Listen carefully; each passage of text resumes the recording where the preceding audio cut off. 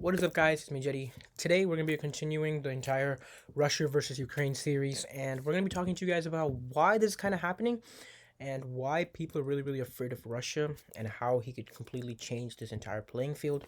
And pretty much before this entire like nuclear warfare thing, pretty much everybody used to be like, you know what, Russia, they're a high power, they got a good military. It is what it is.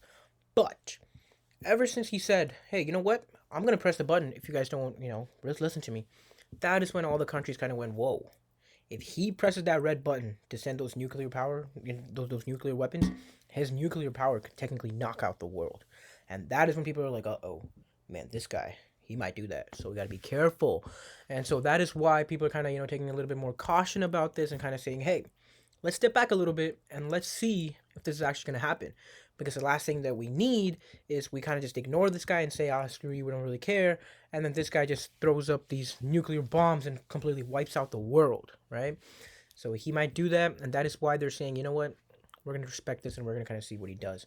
And that is exactly why I still feel that, even though Ukraine is a very, great country and stuff, I'm sure, yeah, I mean, we got to help them out, but would they help us out if something happened to us? Right? I mean, yes, we're a high power, but at the end of the day, we got to kind of be a little bit selfish here, right? Because think about it. If something happened to the USA, would Ukraine send stuff over? Most probably not, because they're just not, they just can't. And I feel like at the end of the day, the best country wins, and we know that the best country is the USA. And the last thing we need now is to go on a war, especially with a weak president. That is just not something we want. So I just say, you know what? If President Trump was here, obviously this would be a totally different story. But with Joe Biden, I just don't know if we can do that.